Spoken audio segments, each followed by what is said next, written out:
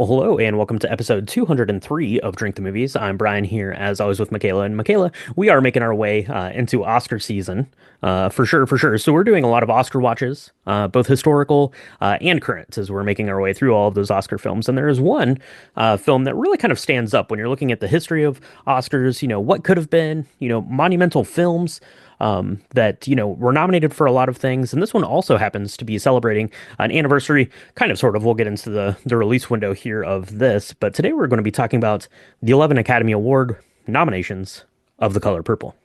That's right. Um, this film, I remember thinking when I picked this that this was definitely when Oprah won her first Oscar. This was definitely when Whoopi Goldberg won her first Oscar. This was definitely a Best Director. This was definitely like Danny Glover got a bunch of love. And turns out this is actually maybe possibly one of the biggest like non-winning Oscar nominated films of all time, because it was nominated for so many and it didn't win anything. And it blows my mind, especially now with all the fanfare of what happened, and we'll talk more about that, of like what the aftermath was of this film. Yeah, absolutely, absolutely. So we're going to be talking about all of that today here. But before we do that, let's go ahead and take a break so we can mix up a cocktail that is going to be, kind of reflective of the film and also impart a little bit of that purple color that you should never pass by when you're walking through the field. So let's go ahead and do that, Michaela. Let's take a quick break and we'll be right back to mix up this week's drink. So, Brian, there are some pretty there's an option. There's a plethora of scenes that are memorable. But one of my hmm favorite scenes is a lemonade scene where Celia is meeting Mister's father, and Mister has never been put in his place more than by his own man, his own old man, right? hmm And he is trying to flex and show his power over Celia by getting her to make the perfect iced lemonade, and so that's where this drink kind of inspired itself. I wanted something that was purple. We wanted something that had lemonade in it. Has absolutely no Suge Avery pea water in it. We know hmm that for a fact because we made it ourselves. But could do for the right jerk to come into their lives, right? We could have arranged that. But this kind of comprised a lot of the pieces of and scenes that were reminiscent to me of the movie. And so both of us were not together when we made this, so I made it a little differently than you did, and we can talk a little bit about that. Yeah, absolutely. So today we're going to be making a purple lemonade, and it comes together really easily. It's basically just a gin and lemonade is the version we're going to be making here, but it also has a little bit of an addition that's going to give it a little bit of kind of a unique flavor, which is pretty good and really simple to do if you can find it. That's going to be your hardest part here. So let's go ahead and just make one of these up, Michaela. Into your shaker tank goes about roughly like 3.75 ounces of lemonade, somewhere in there. You can use lemonade concentrates. You can just get a bottle of lemonade. I think I got I think it was like Tropicana, or no, it was Minute Maid lemonade, but it was called like Lemonade Original, so it was just like cane sugar and lemons and water was the only thing that was in it. So it was very pure, fresh tasting, clean lemonade, but use whatever kind of lemonade you have on hand. So 3.75 ounces of that, and then a third of an ounce of I used lychee liqueur from Gifford's is really delicious there. It's going to give it a little bit of I don't know, kind of this I don't know, like lychee is the hardest fruit for me to describe somehow. Like it's earthy tasting, and sweet, but not like Yeah. super sweet. It just gives it a little bit of backbone to that lemonade, just a little bit of something in there, and you're like, what is that?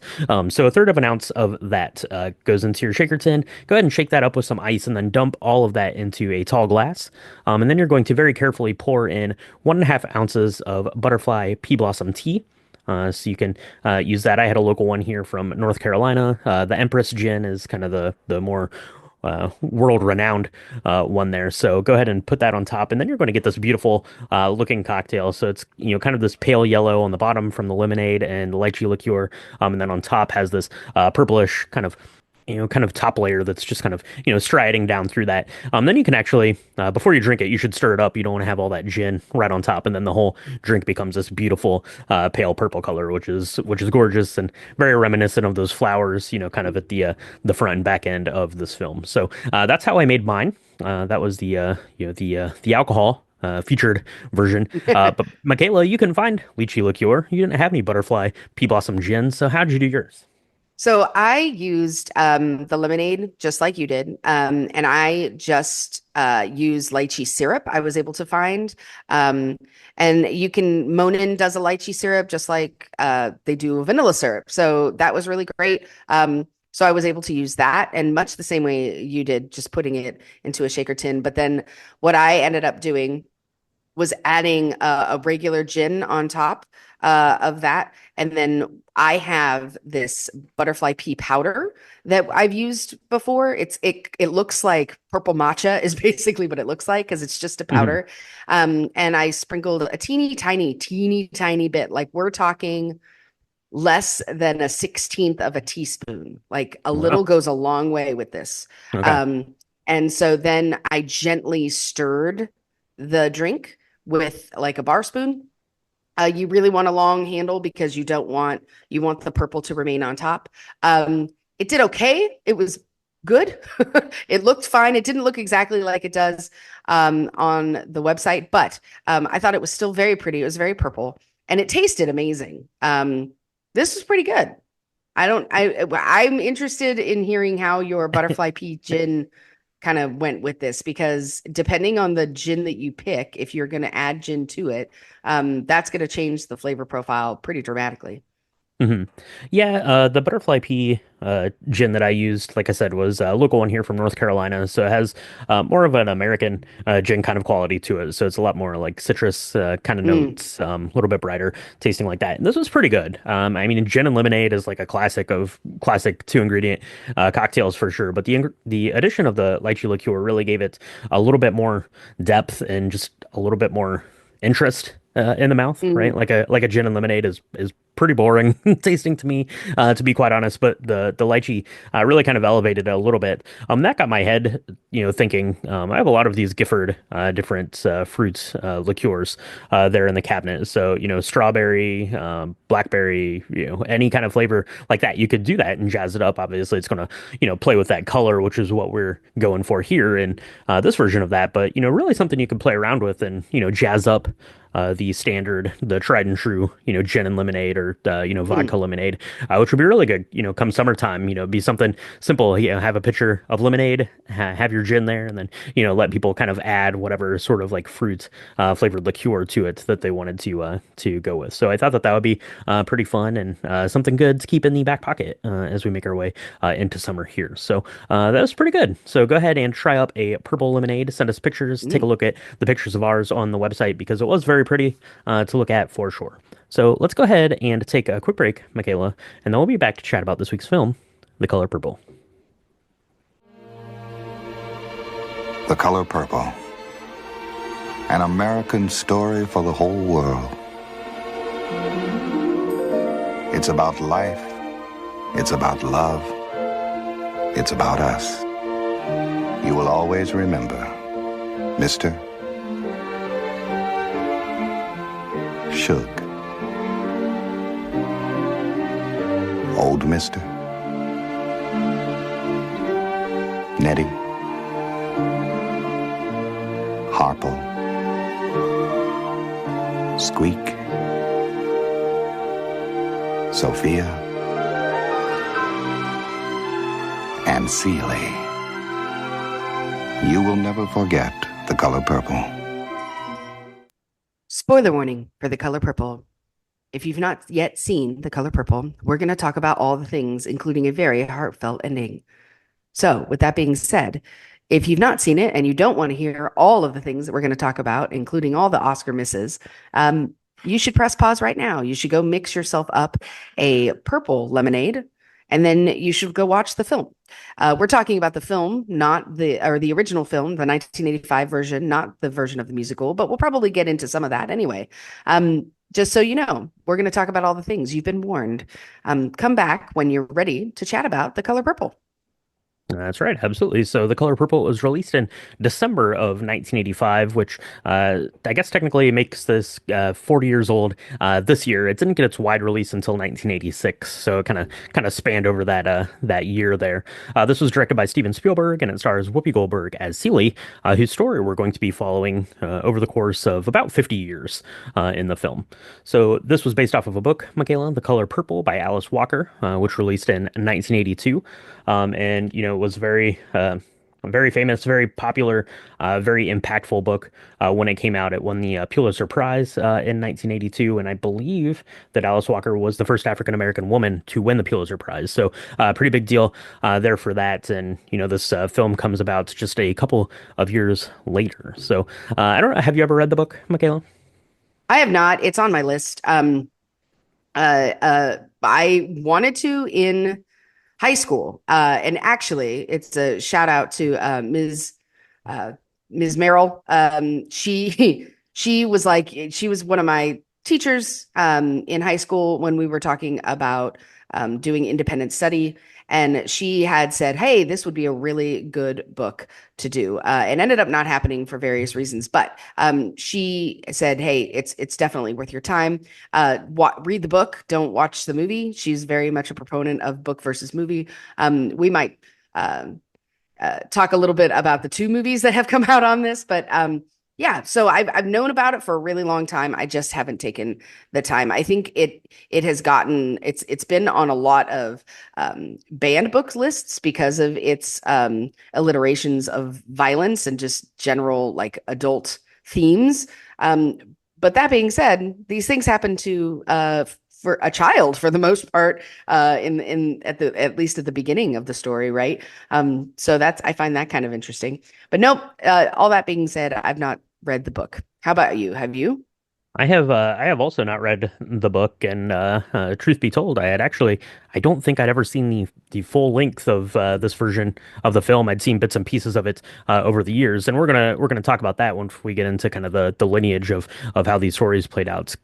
So it was kind of fresh in my mind going in to see this here when I watched it this week for the podcast. So we'll talk about that here as we make our way through it. Let's talk about the story here a little bit. This is a very long, kind of American epic sort of a thing. So not going to go really through these story beats here, but basically our story it centers around Celie, who is being played by Whoopi Goldberg here as the adult version of Celie. But we actually start with Desreta Jackson, who's playing the young Celie. And we're introduced to this character.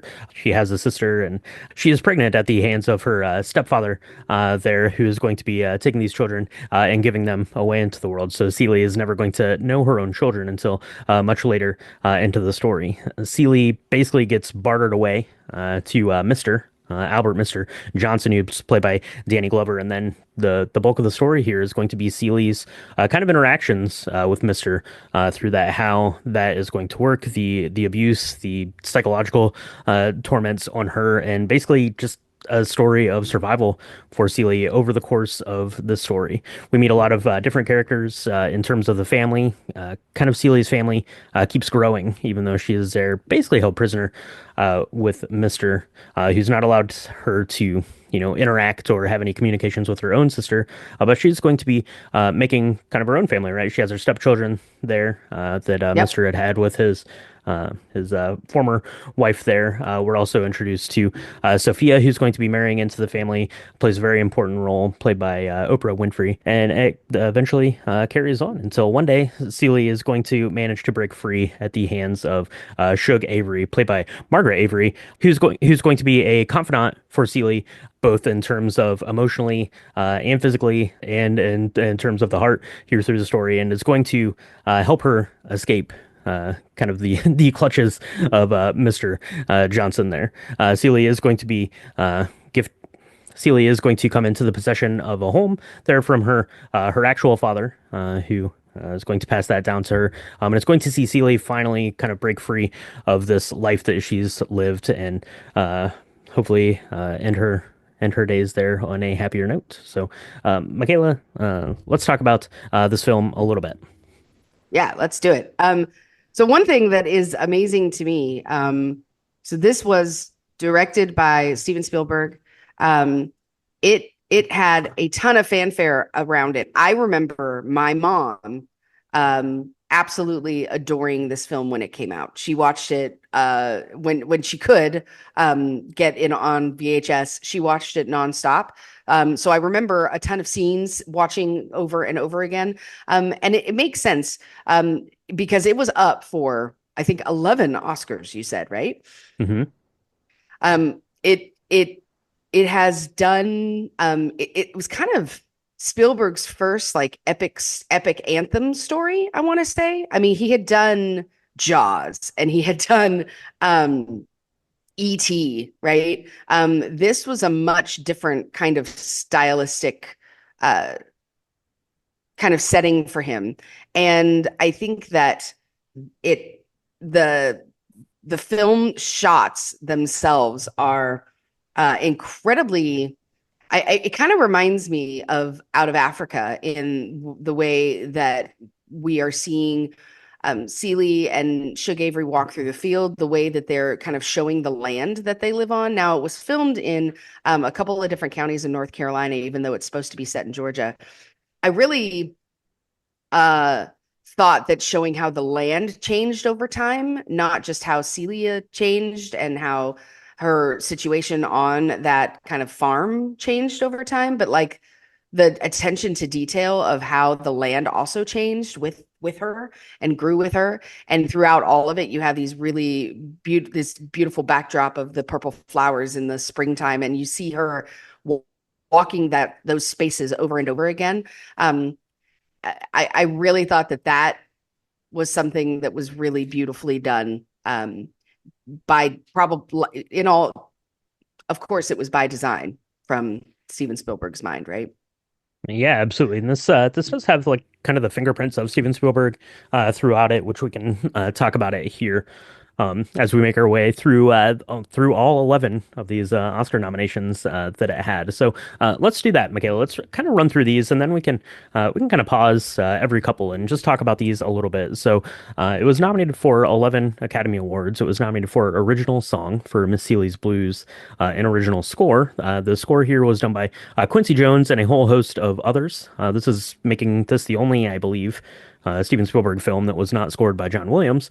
And I want to talk about the original song here in a little bit more detail here in just a bit. So Quincy Jones with the score, it does a really good job of kind of bouncing around. It has a little bit more, I guess, playful quality Mm.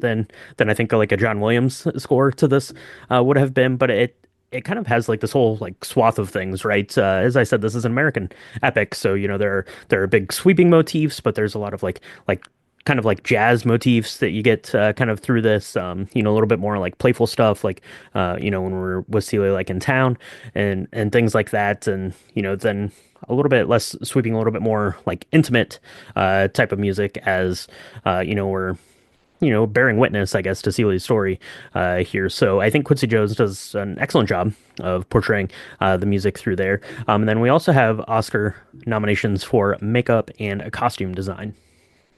We sure do. And I have to say, for makeup, they've aged. This goes from like 1909 to I think 1937, 39. I think Um, I think later than it that. I think it goes to like is it later than post-war that? almost. I think like to the very, very end. I think it's like 1947 or something like that, maybe. So Oh yeah, no, that makes sense. That totally makes sense. So we're talking a long time to have one character, be played. I was amazed at the makeup that they do for creating the age effects for everybody in this. So just as an example, Danny Glover, he looks amazing. He's tall. He has this really kind of good looking kind of confidence around him at the very beginning. We love to hate Mr. By the end, he looks completely different and it looks completely natural. I don't know how they did it. It's amazing. The character that probably has the most changed is Sophia, played by Oprah Winfrey. She actually gets injured because she's beaten in and so she has a physical kind of deformity on her face that occurs, and the way that they mhm. show how that ages over time the is amazing. Just an absolute triumph in makeup. Now, the costume design I thought was also really special. Um, you go from the late teens or the early teens of the 1900s and kind of the flour sack dresses, Mhm. moving up and on when Celia has her shop where she makes pants. I thought that that was awesome. And again, I love that they pay a little bit more attention to that portion in the later rendition of the film, because this was it was a very short scene, but you could see kind of how these pants um, kind of transformed the whole community, right? And Mhm. I loved that. And the way she was talking about patterns and things, I thought that that was awesome. And then at the end, I mean, you're right. She's in the costuming is just very different. And also, I mean, Shug Avery's red sequin dress at the juke joint. Oh my gosh. With the Yeah. big headdress with the pearls hanging down her neck. Oh my gosh. The pearls, Amazing.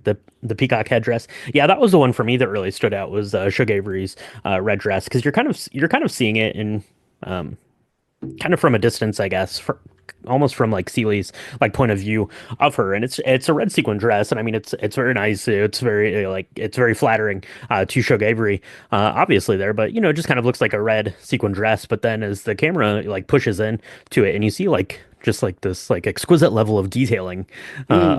of the dress, the sequins, and the way that that is done is really beautiful. There are a couple of scenes, I guess, within the film when they're at like the general store in town and they're looking at different bolts of fabric and stuff there too. And yeah, you gotta love the pants. They're one size fits all, right? That's It pretty sounds good for amazing. that's pretty good We for need to bring pants. I those like that. back. Yeah, That's awesome. if I could go buy pants right now that were one size fits all, I would do that in a heartbeat. But yeah, the makeup and costume design were excellent there as well. The next one up here for Oscar nomination was for art direction, which is one that I absolutely love. I love the direction of, kind of the way that the town looks, particular that little general store. That is epic and amazing, and like it feels exactly like they just walked into that store. But I love the art direction of the house, the way that like the kitchen operates, the way that it looks, kind of this time and place setting of it is excellent. And then in particular, later on in the story, after um, Celie has left, right, and left Mister to his own devices, she's basically put a hex on him, and it's like you're going to get every awful thing. That you've ever done is going to come back to you tenfold, and we see him there, and like the house is at this point like dilapidated, and there's animals running through the house, and every dirty dish on the planet is it looks really amazing, and it's reminiscent to the first time that Celie first walks into the house, and I love that little scene too, and she's kind of looking at this mess, that Mister and all these kids have made, and she just like gets a it's like a wet rag and just starts like wiping the wall, and it's like so like covered in grime, like the wall looks like it's like I don't know, like been covered in charcoal, and then there's like actual like Yeah. wallpaper underneath of it. Amazing. Yeah, no, it's amazing. And there's a couple of really great scenes that showcase the house and the way that they showcase um the different rooms that I thought was really cool. So Mister is a bumbling idiot, on top of being an abusive, bad human, right? Like he Hmm. doesn't know where anything is. He doesn't know how to do anything.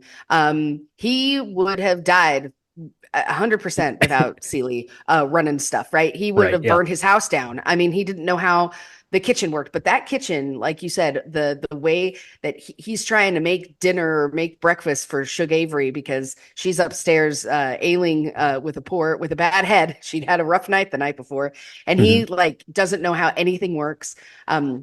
But the way that they showcase that piece, and also when Shug and Celie are looking for any signs of any communications from her sister in the house. I love that scene because they are scouring all of the places, and you see old bins and crates and like an old chest of drawers that looks amazing, and these floorboards, like the way in which the house was created, and the way they shot some of these scenes were it was really beautiful. And the fact that it really showcased how Celie made that place a home with no help. The kids are horrible. Like when they see her, they throw a rock at her head. Right. because they're Yeah. like, you're not going to be my mom. I mean, awful children. And she managed to not only create a safe space for them, but for them all to thrive, including Mr.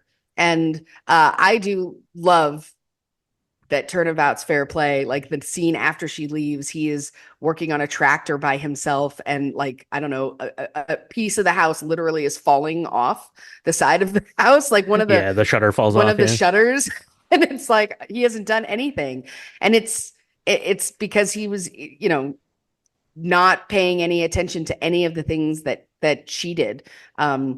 I really loved that whole space. And again, the way that the land changed. So they have vegetable gardens um, on one side of the house, but they only have it for a certain period of time. All of that attention to detail was really, really cool and special to watch because you really had a sense that this was it was very realistic and very true to the life that Celia was living.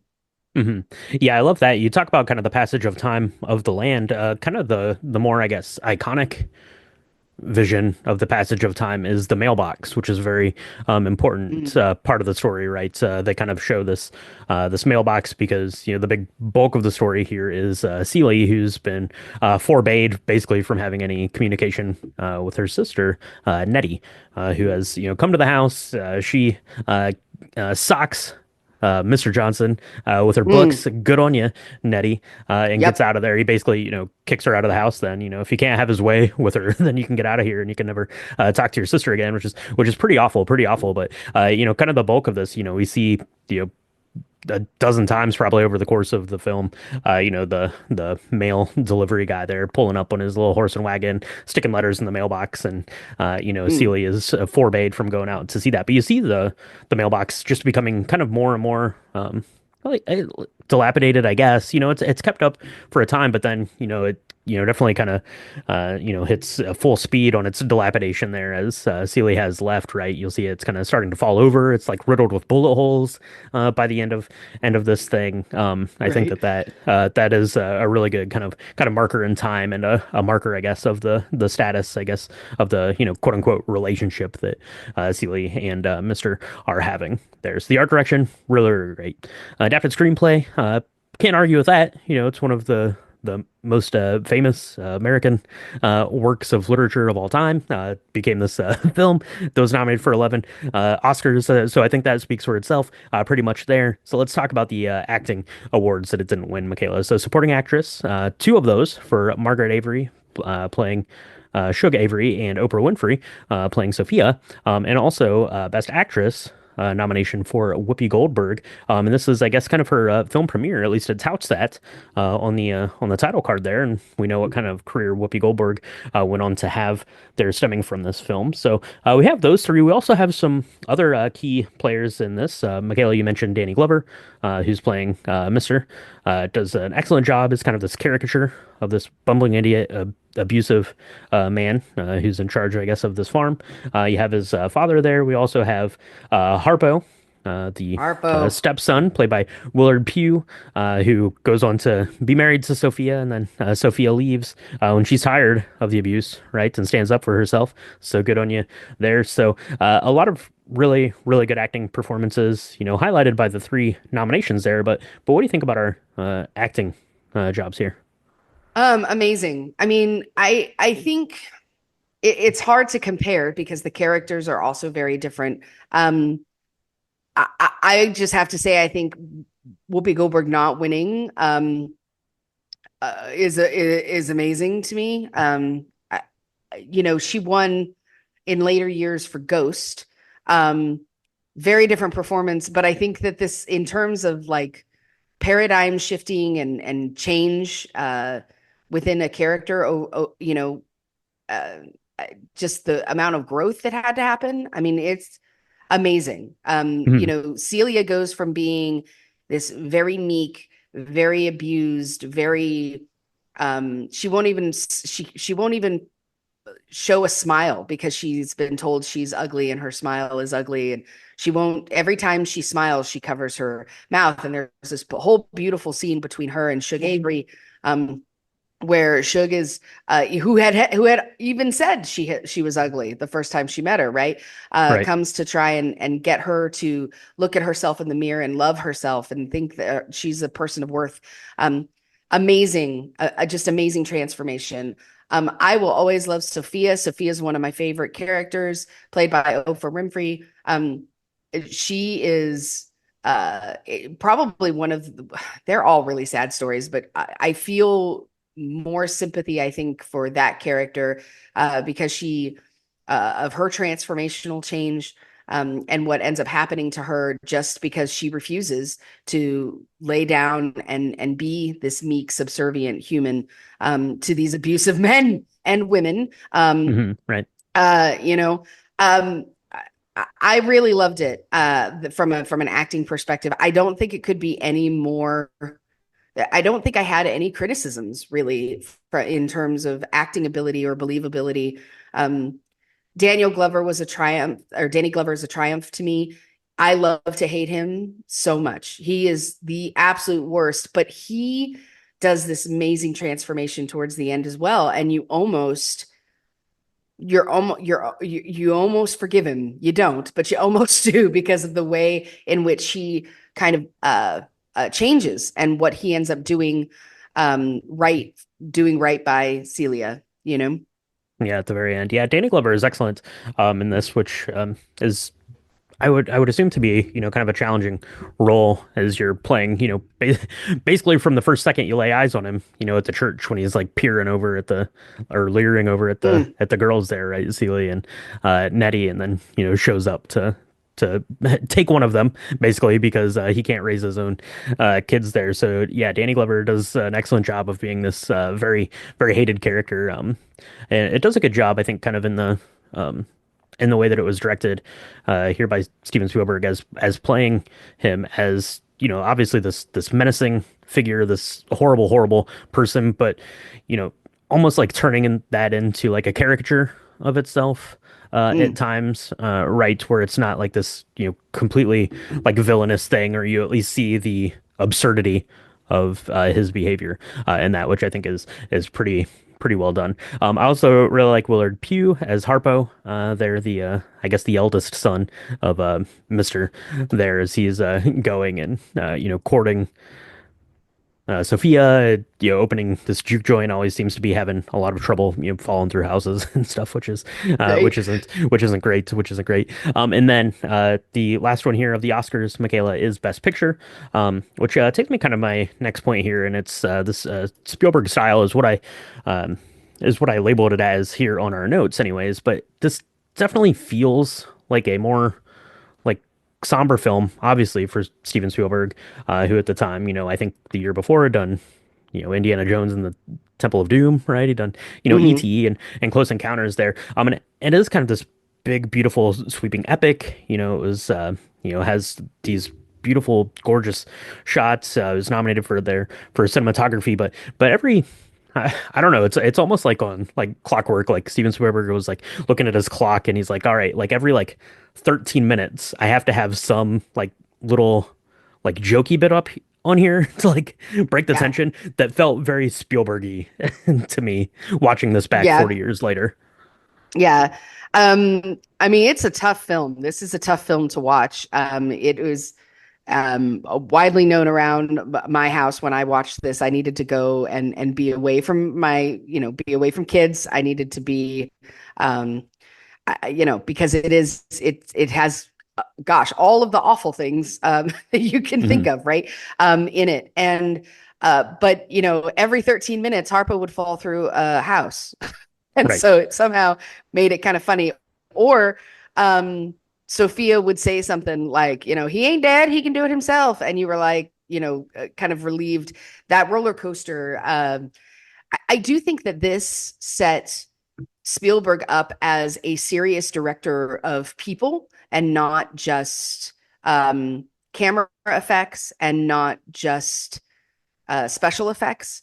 Um, and I think that is one of the things that this film did from a I mean, this film was very inexpensive in terms of that, right? I think it made it.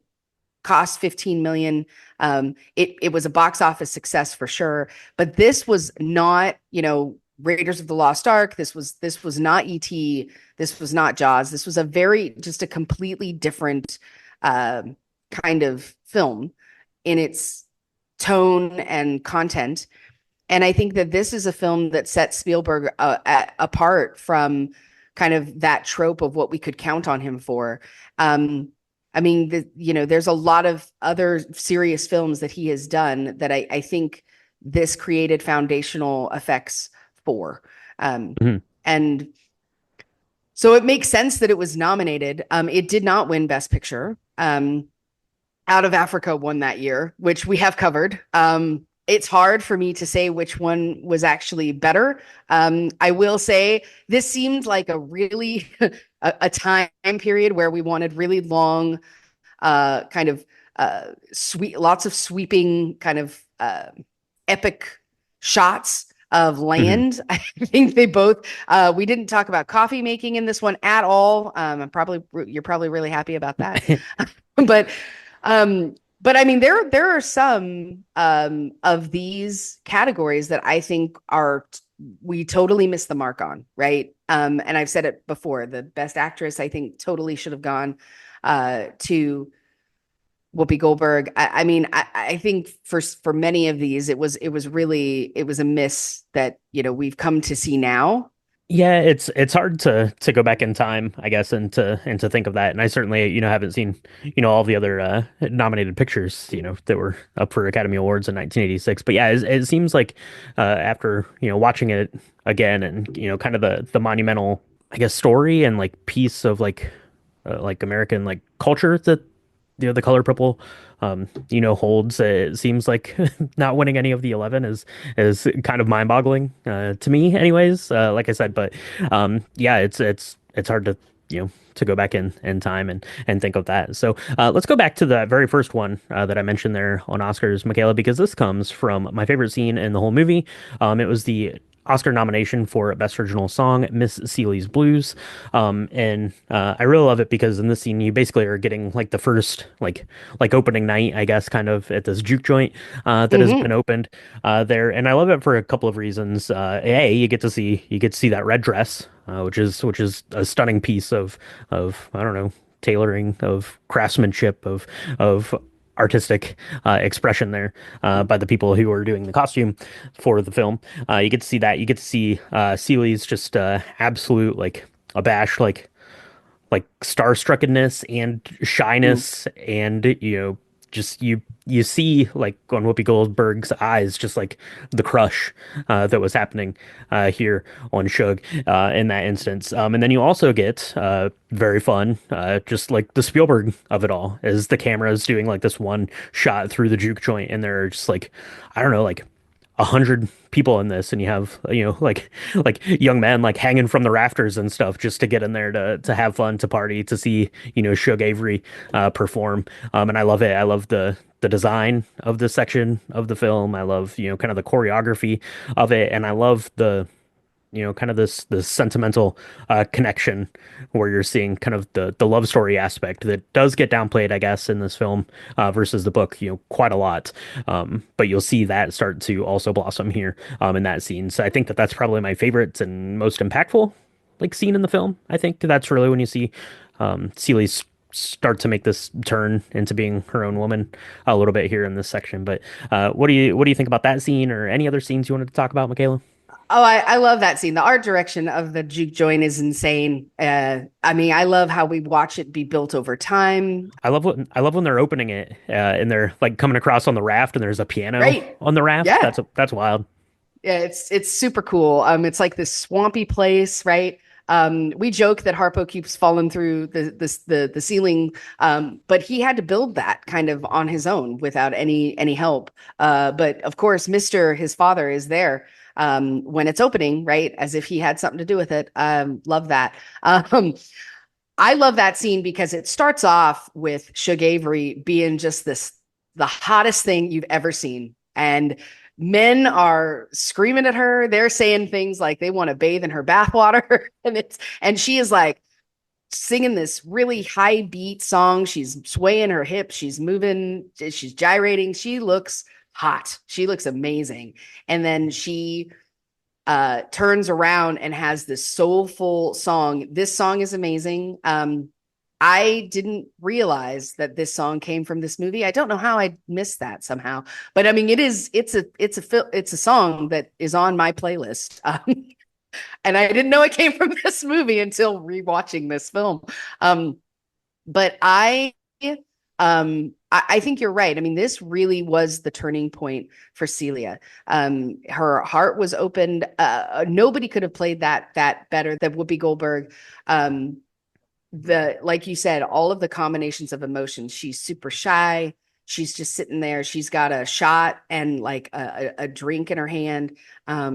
And she is just completely in awe of Shug Avery, and Shug Avery sees her. And I think that that and what that leads to in terms of like the only other love of Celia's life other than her sister and her babies that she lost, right, is Shug Avery. Hmm. And the fact that blossoms into what it is and then it changes over time, I think is truly sparked by this scene. I think you're absolutely right. I think another scene that I really love is toward, and it speaks to their relationship, is at the end, towards the end of the film. Mr. has Celia shave him with a straight razor. And at the beginning, he's very clear, if you cut me, I will kill you. And so it turns out to be like almost a piece of sport. All the kids will walk around and they will Hmm. sit, in the field and watch for what's going to happen to Celia as if that's some sort of sport. It's really chilling and gross. But by the end of the film, Celia is ready to do some serious damage to Mister, and she does not care that it could cost her her own life, right? And that scene, I think, Shug knows, she knows, and so she's like running through the field to try and stop this thing because she knows that it's going to end up not being good for Celia, and she stops her. Hmm. But it speaks to, in my opinion, their relationship that started in that scene that you described. So I love kind of the bookends of both of those scenes because in both times, Celia is, emotional and entrenched in her emotionality, and in both scenes, Shug Avery sees that and kind of rescues her. Hmm. Yeah, absolutely. That's a really powerful scene. You see Shug, kind of running through or running down the road there, the drive up to the house, in order to stop her. I also love the neat little like passage of time there when you have like young Celia like reading from her journal, and then it transitions into Whoopi Goldberg. Reading that, Mhm. sitting in the chair. That does a lot of really neat things, kind of like that, and with that, and using like shadows and stuff to kind of like semi narrate the film as well, which is pretty good. So, let's see here, Michaela. As I mentioned, this was pretty monumental in terms of like American works. Obviously, we have the book in 1982, which wins the Pulitzer Prize. We have the movie in 1985, which gets nominated for these 11 Academy Awards. But then is goes on to be, transformed into a stage musical in 2005, and then we had the film about the stage musical, based on based on the movie, based on the book, in 2023, just came out a couple of years ago. So that is, kind of a pretty epic lineage of this, American Mhm. epic story in and of itself. And I mentioned kind of at the top that I don't recall ever seeing like this movie straight through. Certainly, I've seen a bunch of these scenes and things from the movies. If you see any sort of like American Film Mhm. Institute like Right. montage of American films, there's going to be a bunch of stuff from The Color Purple in that. So maybe that's where I was taking most of that from. But I have seen the musical and the musical film before this week. So I guess I started with the music and I'm working my way backwards. So the book is up next for me. But what about you? Have you ever seen the stage play? I know that you've seen the film based on the musical, but have you ever seen the actual musical? No, no, and it's something that I want to do. I have to be honest, when I first heard that they were making a musical of this, it's kind of like I reacted very similar to finding out that they were making a musical of the Titanic. And I was like, this is going to be awful and sad, like, because it's just such heavy subject matter. I was like, how are they going to turn this into something that people are going to want to experience? Because it's a film that is just, it was a film that was really hard to watch and important to watch, but from a musical perspective, it just seemed like it was going to be really depressing. And I have to say, the musical film, I can't speak to the actual stage production, but the musical that's a film was also amazing. And also, I think at least produced by Steven Spielberg. And so, Yep. not that you need his permission, but I think that having it been blessed by the people who did the original film, it goes a long way. I really didn't Yeah, understand it. and And Whoopi does has a cameo she in the does. film as well, right at the very She beginning. she sure does. And I think one of the things that I recognized while watching this film, for the sake of the pod, was that there is a ton of music that could have been utilized a little bit differently. And that was probably where the opportunity for a musical came. So, Shug Avery's character and her whole backstory, her father was a preacher. She sang in the church. She was thrown out and disowned by her father when she decided to go run, be a singer in a juke joint, and live that kind of lifestyle. But there's so much singing and so much music. From that piece, there's also there are these vignettes that we show kind of the chain gang working on the railroad, Hmm. and then that group of people and how they worked. They would sing and use that to be able to create a cadence where they could all work together. I thought that was really cool.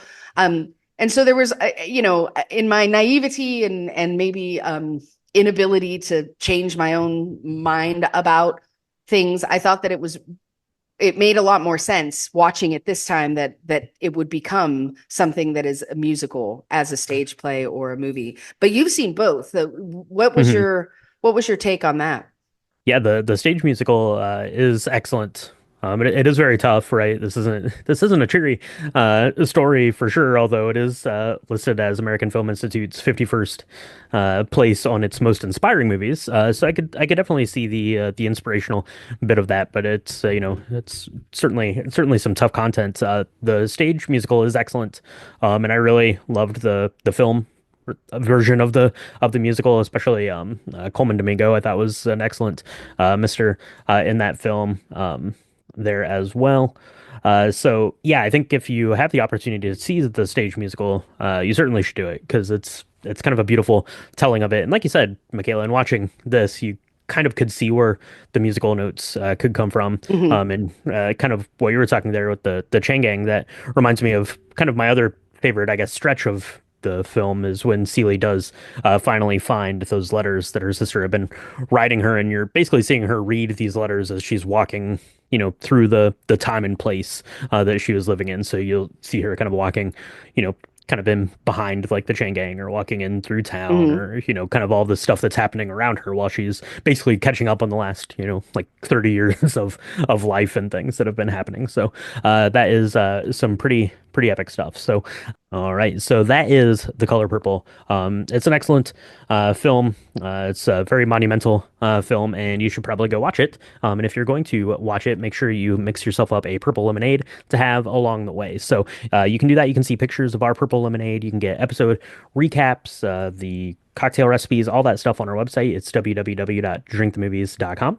You can also go to drinkthemovies.com to get entered into our Oscar prize package giveaway. That is right at the top there. Just click on that link, make your Oscar picks, and whoever makes the most correct picks is going to win this year's prize package, which is coming together pretty nicely, I will say. I will say. So you can go do that. You can check out Patreon, patreon.com/drinkthemovies if you want to have get any bonus content. It's a great way to support the podcast and get extra episodes. We've done Mufasa. We're doing all of the Best Picture nominees here over the course of this month as we make our way to Oscars. Like I said, that is a great way to support the podcast, and we appreciate all of our patrons over there so much.